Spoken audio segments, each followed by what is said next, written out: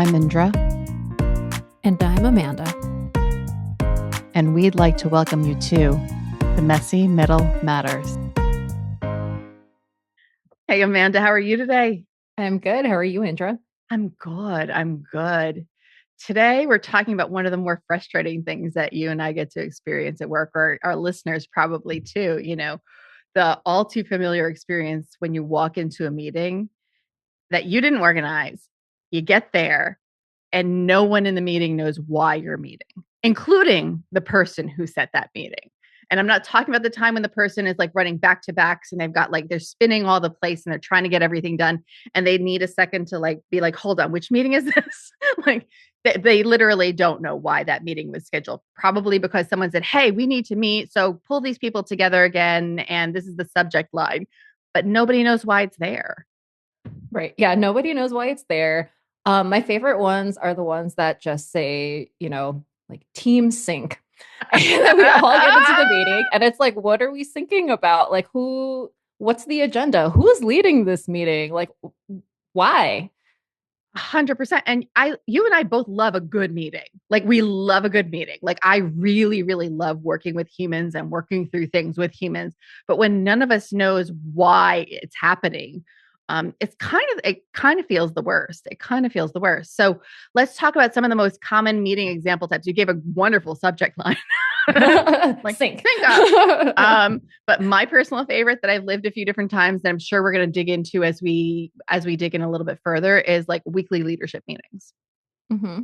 That's a meeting that, for me is can be the best and can be the worst. Can be the Um, best, can be the worst. It's one of those meetings where it just feels like someone told you that you have to have a weekly leadership meeting. So you do, even and if you you have do, nothing to discuss. well, and you do. And like, by the nature of my role, I've been the person who, when I join an organization, winds up taking over that meeting, owning the calendar invite, owning the agenda, owning the everything. But it's so hard because it is our meeting. We are a leadership team. It's not just mine. Indra is not the CEO of the organization. She is a member of that leadership team. I'm talking about myself in third person, which drives me crazy. But anyway, I'm a member of that team.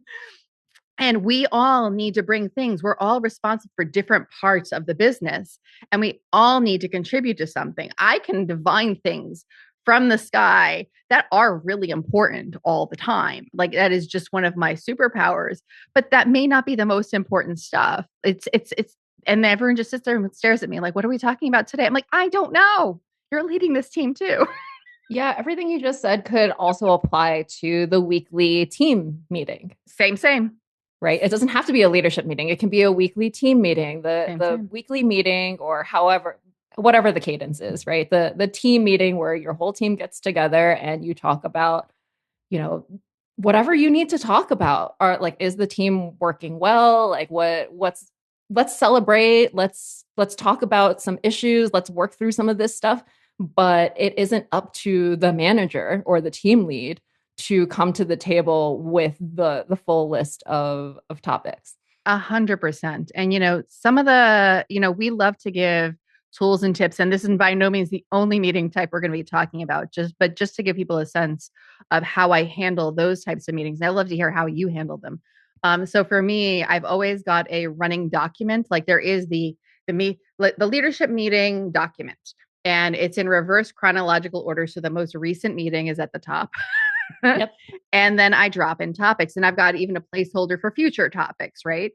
And what we'll do is I will send out reminders before the meeting like, "Hey folks, I drafted an agenda. I chose what the most important things are for today." Feel free to look at the document and see how it goes. Or, at the top of the conversation, let's assume that nobody's had a chance to look at that. And all of a sudden you'll see people live editing as they get into the room, that document, because usually a Google Doc or a shared doc. Um, and they'll start adding stuff. And then what we do is I apply a methodology. I riff on it. It's not the purest version of it, called lean coffee. But like lean coffee, the concept is at the very highest level is that you brainstorm your topics for the meeting at the top of the meeting, and then everybody votes on what the highest priorities are. right? And so by having everyone add things and by using a shared document, I organically over the course of time, as I know the leadership team, usually my agenda is accurate unless something sneaks in and then we just reprioritize. But then we decide like, hey, we're going to spend 10 minutes on this. At the end of 10 minutes, we're like, do we need more time? Or do we need to move to the next topic? And we do this time checking throughout the whole thing. And that's my really by making it everyone's responsibility, by having everybody prioritize the topics at the top of the meeting, and by time checking along the way and helping everyone mark time and understand how much time we're spending on each topic. That's my like the meeting without the meeting that I am in charge of, but I cannot myself define the purpose of it. That's my favorite approach. How do you handle like those leadership or those team meetings that are the weekly recurrings that are just, yeah. Yeah, the whole time you were talking, I was just nodding because that's exactly that's exactly how I handle it, right? Like Best it's practices. just the most collaborative way, right? You have a shared agenda doc Mm-hmm. that you attach to the meeting, and then you remind people before the meeting Yep.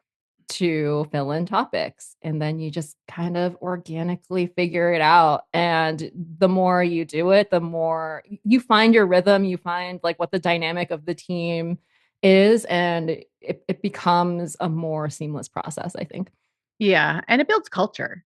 It builds culture. And like I love it. I love the method or the methodology or the approach or whatever you want to call it, because it makes everyone have skin in the game. Because Yep. if they just show up and like, I'm a leader, I'm a team member, I'm a this, and like, and they're like, okay, so tell me what to do. Like, no, we're all Mm-hmm. adults. Let's adult together. Right. And then like setting that expectation is important too, because Yeah. then, if it's on the whole audience Yeah. to bring topics to the meeting, they're not allowed to leave the meeting like, well, that was a waste of time. Well, right. And what I also do is just for anyone who is looking to apply this, make sure I document who added that item to that list. So when Mm-hmm. it shows up, they lead that conversation or they at least kickstart it, right? They're like, hey, this is what those words mean. Back to Words Matter episode, right? Episode 2. This is what those words mean, because usually they'll use some sort of shorthand. And this is about my ask of why I'm bringing it to you guys. Let's talk about it, right? Right. And make them take a version of the lead during that part of the conversation. Yeah. All right. So we talked about the weekly team meetings, whether that's Yeah. a leadership meeting, a team meeting, a stand up, like the weekly or the whatever cadence Mhm. meeting, the regular meeting. The standing meetings to discuss Yes. things on a regular basis with a Right. bunch of people. Yeah. Another meeting that a common meeting is a Yeah. status meeting, a project status meeting, or a program status meeting, or a portfolio status meeting, like the executive status meeting. Let's talk about it. You know, there are we've all been in those meetings Yep. where it just feels like someone's just reading off a document and it's like, this meeting could have been an email. This meeting could have been an email. And I think it depends on your organization as to whether or not you can make it an email. That's the interesting part. Well, and that's the thing, right? Like I've definitely worked at organizations where it's like, yes, it could have been an email, but is anyone going to read that email? 100%. 100%. And like in those, this is more art than science, but in those meetings, like the challenge that you face, because in the most, let's say, robust versions of that meeting, you have to have slides prepared for each and every single status update, which requires a number of people to contribute to those slides to provide the red, amber, green, red, yellow, green status for this particular thing, the latest updates, the upcoming milestones, the whatever. So the creation of slides, which I am sure is going to be a future episode, slides and decks, right? Yep. But then, so like that's one lift you have to do for it. Then it's the actual meeting and the facilitation and all of that and reading stuff off the slides here, folks. And, in the best version of that most robust meeting where you're doing all of that prep and everything, it is a place to answer questions, right? So, like, Yep. I'm thinking back to my time at TD Ameritrade where we would have the weekly meeting between technology and product. And I was a contributor. I was not leading the meeting in any sort of way. There was it was a really active meeting because they were really trying to, our product managers were trying to understand, like, what does the roadmap look like, what's shifting, why is it shifting, so they can communicate out to their stakeholders. This was on the institutional side of the house, so there were really deep relationships with our clients, right, our users. And so, like, it was a very active meeting around a lot of different things. So yes, there was a large lift. Yes, people actually read the deck before the meeting, which was really amazing. And they actually use it to answer questions. So you have to know your organization as to what the lift is worth and why. Right. Yeah. And it, it's a good call out, the lift part, right? Mm-hmm. The preparation, the slides, the gathering information, there's all of this pre-meeting stuff, right? That Yep. you spend time on in addition to the actual meeting. And so, at many organizations that I've worked at, I've always been the one to either organize or lead the status meeting, the Yep. weekly status meeting of everything in flight. And sometimes even like the things that are on deck. Yep. And it is an art. It's hard to figure out like who the right audience is because you want to include the people who need to know this information, but you also want to include people who can answer any questions. And then it becomes like a department wide meeting. And it's like, well, is this the right way to spend an hour of everybody's time? I feel like that's yet another episode, like figuring out who should be in the meeting, because these meetings can become very expensive. And like, for folks who are not familiar with, like, when somebody says this meeting is expensive, you mentally quickly calculate what is the salary of all of the people that are there and how much an hour of time of 16 executives is worth. Right. Right? If something productive doesn't come out of it, it's not really useful, and how do you make that better? And like, knowing who to invite and how to keep the right people out of that meeting, because there's a lot of FOMO. But like I said, that's a different Yeah, conversation. right. That's a different conversation. And what I've found works for me is, you do all the prep, you do as much, you make the format as lightweight as possible, right? The, Yes. the prep part. Yes. Um, Sometimes, and it depends on the organization, because sometimes executives are like, nope, I need this in slide format. Yep. But if you can get away with it, if you can get away with it, you pull up, just like the actual real time doc of like your project Yep. tracker with Yep. the status, and you just pull that up and you just go through it. Yep. And what I found useful for those types of meetings is I make it very clear in the agenda that for anything that's going well, that for anything that's green, Yeah. we just say green, move on. Moving Let's on. focus. Let's use this time to talk about the things that are at risk or off track, Yeah. and like what we can do to mitigate that risk, or what we are doing to maybe get this thing back on track. Like, let's Yeah. discuss, because that is how we make the best use of our time together. Yeah. And I say the last thing that I would add, maybe to, from my side, that comes to mind for status meetings, is playing with cadence. Mm-hmm. How often are you meeting? Like, I have played with, like, letting a meeting disappear off of people's calendars and seeing if they notice. Mm-hmm. I've Or, done that too. and then when it reappears, like, let's do it monthly, see if that's enough. Let's do it every other week. Because, like, sometimes there is this desire, or at the moment of time when that series was set up, it made sense to me twice a week because a project was at risk or there was a major release deadline. Everybody needed to know everything because there was just so much going on.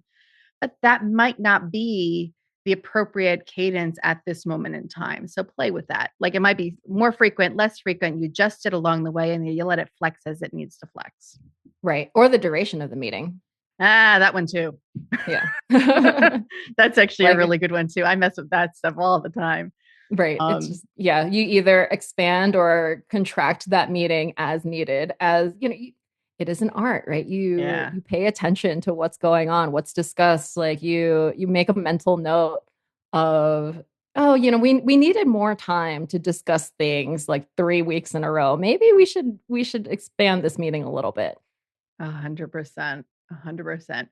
So let's go on to the namesake of this episode, the meeting for the meeting for the meeting for the meeting. I could keep on going on. That could be recursive over and over and over and over again. That's the infinite, like, what, like prepping. And there's so many different sub flavors of that. Like, it can be kind of insane. And like, sometimes it's worthwhile. And I know that we'll have a future episode on like, when does it make sense to have the meeting for the meeting and why do you want to have the meeting for the meeting?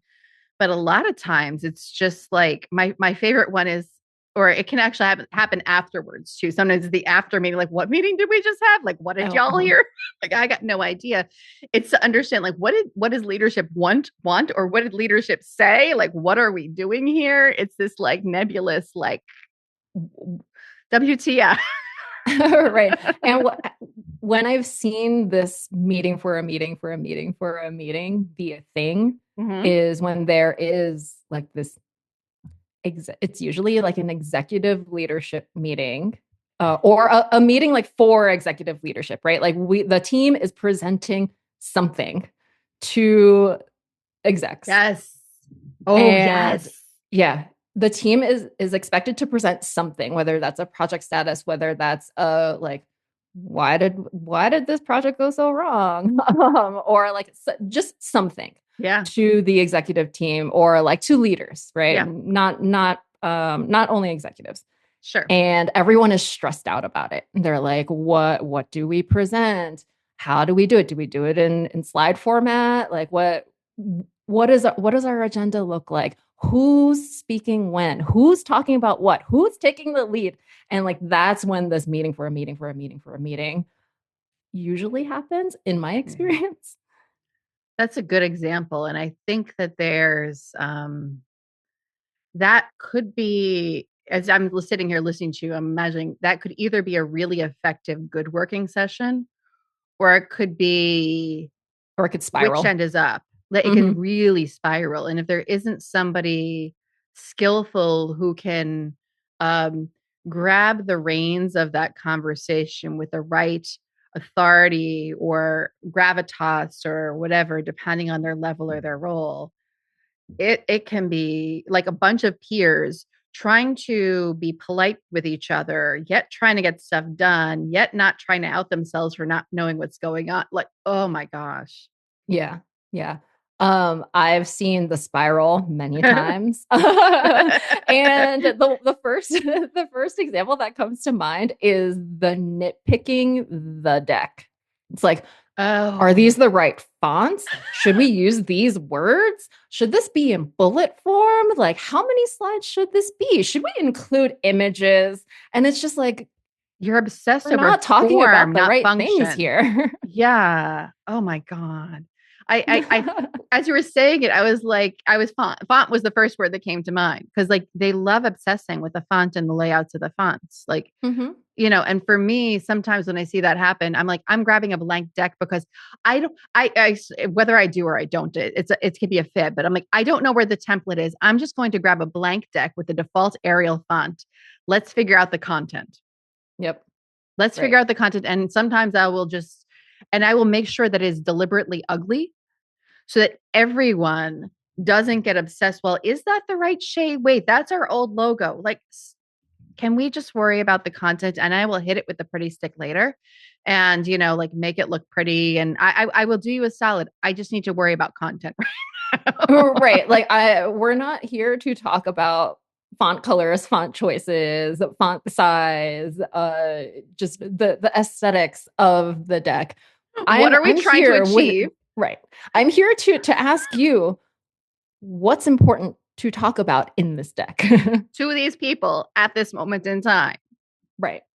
Right. Yeah, I've I've been in meetings, the pre-meetings, for the pre-meetings, the prep meetings, where we are going through the deck and like the deck has been done Mhm. and someone who's been with us this whole time questions everything on it. And it's like, where have you been? I know you've been here. And like, you were the one who said, okay, that looks good.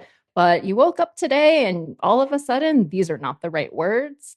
This is not the right thing. This image does not depict the right information. And yeah, and that's the spiral. Yeah, and the way that I think I've walked around in my career with more authority than I've had, which has served me well. I've known when I'm stepping above, and just I'll monitor the situation, but like I will usually step in with a bit of authority, say, "Hey, we discussed that in the last three meetings. What's done is done. We're moving forward. We can do that the next time. Is this going to be the deal breaker? Or is this something that, like, if we could do it again, we'd do it differently? Like, I need to know, is this going to tank the whole thing or not? Like, it needs to be extreme. If it's Yeah. not extreme, we're moving forward from where we are. You've been here all along. And unless, I mean, there is the scenario where it could be an executive and whatever, like you gotta use your skills, but and just it's moving forward. The train left the station. We have our Yeah. plan. We're moving forward. And so sorry, so sad. I'll talk to you later after this if we really need to regroup. It for this meeting, we're staying on the course and we're doing this. Yeah, and I think the guidance that you gave of, there needs to be somebody who has that authority or influence who can just take the Influence. reins and Yeah. control this meeting. Otherwise, you're going to have more meetings about this meeting. And the best is when like you're obsessed over, these little details and then you go to the actual meeting with a capital M and everything's fine. Every everything is, and that's where you're just like, okay, fine. But that's when it's important to have the meeting after the meeting and say to everyone, hey, this is what it took for us to get here today. It went really well. Let's remember this. And let's not repeat the same spiral the next time, because I'm going to literally take this deck that they loved or It's a this template status now. report or Yeah. spreadsheet or whatever. Yeah. And we're going to literally just replace content next time. And we're going to Mhm. assign slides, and this is how we're going to run the show. And they'll look at you and they're like, okay. And then the next time the meeting comes up, you're like, the next type flavor of that meeting, you remind them the same thing you said in that post meeting. Hey, Right. folks. Because I think that that's where the more you can lather, rinse, repeat, the better off you're going to be in making sure that your meetings are purposeful and effective. Yeah, the lather, rinse, and repeat is good. And like ensure everybody understands what we're lathering, rinsing, and repeating, right? Like Mm, have a clear agenda, have a clear, if you do need the pre-meeting for the meeting, which sometimes, oftentimes you do at yeah, least one, make it very clear that these are the things that you want to achieve in the meeting. 100%, 100%. And we do like to keep our episodes tight, and this could be its own topic It's unto its own itself, but series. the big forums, like your offsites, your summits, your town halls. I feel like that could be a rabbit hole that we could get stuck in. But no, just know, listeners, we are going to make sure that we have a topic on organizing large forums, because that is it's got its own spirals. It's got its Yeah. own spirals. It's got its own churn that goes to it. So, we've talked a little bit about like the cost of the purposeless meetings. Like we've talked about time wasted, like or the cost of the meetings themselves, right? There is that. There is the frustration and the disengagement that can happen if you talk about things for far too long and aren't doing. Mhm. Right. Productivity, there's a drain that happens with people. Like there are a lot of hidden costs. Yeah, the drain, the mental and emotional drain of a truly purposeless meeting or one of those spiral meetings is so real. Like I've been in so many of those meetings where after the meeting I'm like I just need to like take a break and lie down because like what just happened? What just happened? I walk a lot after meetings. And like the other thing is, I think that the other thing that came to mind is also we need to acknowledge the fact, like, a lot of our colleagues might not be neurotypical, right? You've Mhm. got like ADHD, you've got people on the spectrum. We got a lot of different potential neurodivergencies that can be happening. And you need to factor that in. So if you're in this feeling of a purposeless meeting that's just like churning on stuff, And sometimes that churn is absolutely necessary. Like you really need to futz about like particular numbers for figuring out your budget for next year. And you need to really debate like decimal points. Like there can be a need for it, but often it's not. And when you're churning on something that's really not high value, the people with things like ADHD, they've checked out. They've checked out. They're on chat. They're doing the work that they would be doing if they weren't in the meeting. Like figure out how to consider that as you're navigating your meeting. So that's a different Yeah, person. Go ahead. yeah, I think just what it comes down to is define what the purpose is Mm-hmm. of the meeting, A hundred right? And and percent. and like that's how you figure out whether or not it's going to be a purposeful or a purposeless meeting. What's a goal? Who's owning things? What's your agenda? Like we've talked about those a fair bit throughout this conversation. Right. What's the agenda? What are we trying to accomplish A in hundred this percent. meeting with this set of people on this day at this time? 100%. 100%. Because that's so much of it. And stating that agenda, stating that purpose, like we meet every week to discuss this for these reasons and these business outcomes. And reminding everyone at the top of the meeting is so important. It sets a stage. It sets a Yeah. stage. Yeah. And I think I annoy people with this. But I've often when I'm invited to a meeting that does not have an agenda, like it has, even if the meeting name is really clear, if it doesn't have an agenda, I'll be like, what's the agenda? What are That's we the what are we agenda. trying to accomplish? What are the decisions that need to be made? Are these the right people? Like I just ask so many questions about this meeting because I don't like to waste time. No, and you want everyone to be able to show up prepared because if you haven't done that and it requires them to pull data from data sources and that requires 3 hours of prep time and they only figure out that they needed that data like when they enter the meeting, you're like it's purposeless and everyone's like they're like, oh, now we need to reschedule the meeting and then you put it the next week. Right. Right. Right. Oh, we need to reschedule the meeting and like sorry, so sorry that you could have been doing something else. Yeah, I like your approach. I've seen some colleagues take the if the meeting doesn't have an agenda, I refuse to attend. Like that's a little aggressive for most workplaces. Like Yeah. and like it's a little aggressive for most workplaces. I prefer the hey, can you add an agenda, please? And even sending that out to everyone on like you need to be skillful in your language. You don't want to make anyone feel um you don't want to make anyone feel terrible about themselves. You don't want to shame them in any sort of way. Shame is not a useful tool in getting things done. But say, hey, there might be some sort of glitch with my calendar. Can you forward me the agenda because it seems to be missing for me? Because Right. that literally can happen. I mean, calendar diagnosis is a whole nother conversation, like figuring out why this is breaking and why things aren't showing for certain people. But like that's a lovely way. Blame the technology. Say, hey, it's not showing up for me. Do you mind resending me the agenda? Yeah, what I like to do, especially for a large meeting, for a meeting that includes a lot of people, if I don't see an agenda, I'll be like, hey, there's a lot of participants in this meeting. It might not be clear to everyone what their role in this meeting I love that. is. Can you send an agenda so that it's clear and that we can make the best of our time together? I love that. I love that. I'd say the other thing, and it's sort of my data example sort of led up to that too, is like the availability of the content or the information for that meeting. If you don't have all the stuff that you need, if you haven't defined your agenda and not everyone knows what they need to bring to the meeting, like there is no purpose in scheduling it on that particular day because you We're can't not ready. discuss it until you have the stuff. You need the material. Right. Right. Um, we talked about the post meeting, not just the pre Mm, meeting, but the post meeting. yeah. I think, the post meeting is useful, but I also Yeah. think the post like action items and takeaways is Yes. also important.